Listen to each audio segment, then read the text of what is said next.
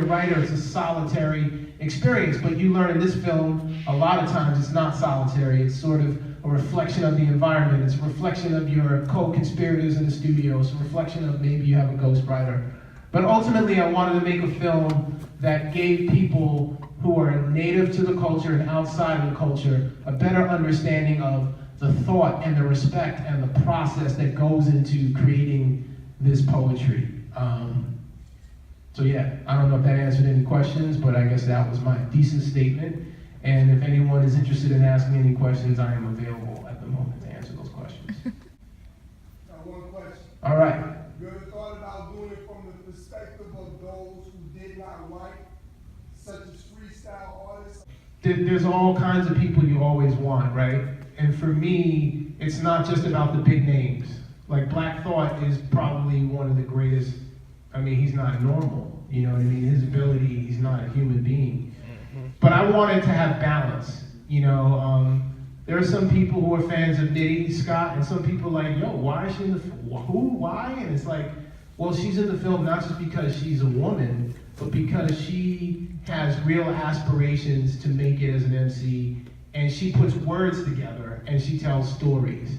And so I wanted a broad range of people. I wanted to, you know, Tech Nine. I mean, he's another guy who's amazing, has a very particular, you know, fan base. There are a lot of people who don't know who he is, but he has, like he said, who the fuck in hip hop has their own car wash?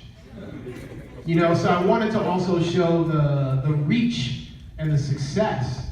You know, when Freeway says, you know, rapping changed my life, the only job I ever had was selling drugs and sweeping hair in a barber shop, right? But then you see him later, he needs a transplant. He wouldn't be able to pay for that transplant if he was sweeping hair in a barbershop. It doesn't get any realer than that. So I wanted to have a real balance of people, places, and things, perspectives, and, you know, conversations about it. So there's a lot of people I could have gotten that I didn't. I'm gonna get hit in the head with, and your film is whack because you didn't talk to so-and-so. That's okay too. There were activists in the film. I recognized Jasiri X in the film. You talked about Donda's house and, you know, Flint. Do all of those things come to you later in the editing process, or do you know when you start that there will be activists that you're going to see in this film? We're going to talk about, you know, community work that's going on. Yeah, I do, but some stuff just happens. You don't expect it. I mean, we knew Royce was going to do the benefit in Flint.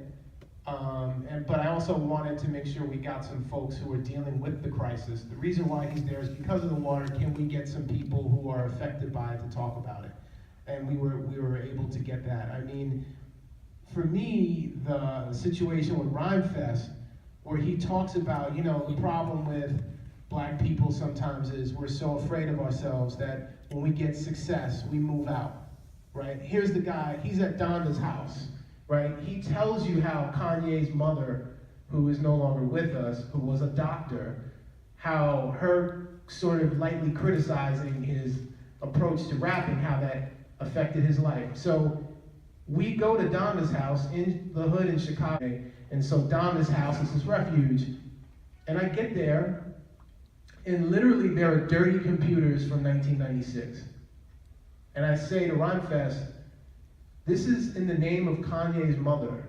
Why is it that you have dirty computers? Why do you have a dirty recording studio?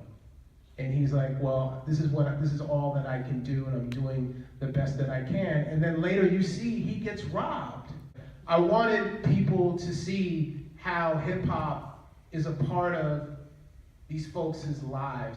You know, trying to figure out your own identity. It circles back to what I said about how hip hop is identity.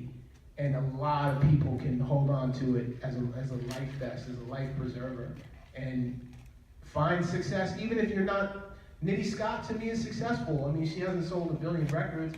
She's doing what she wants to do, and that's something that you think about young people who don't have social capital, who don't have a lot of opportunities, who don't come from the best schools, who say to themselves, I want to use words as a way to express myself and to change my life.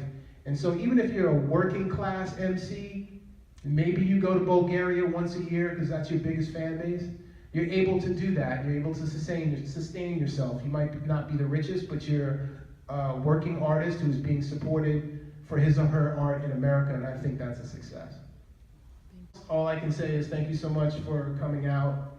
Tell a friend about the film. I believe it will be on Showtime. But one more shout out. I really, really want to thank the editor, Mariah, who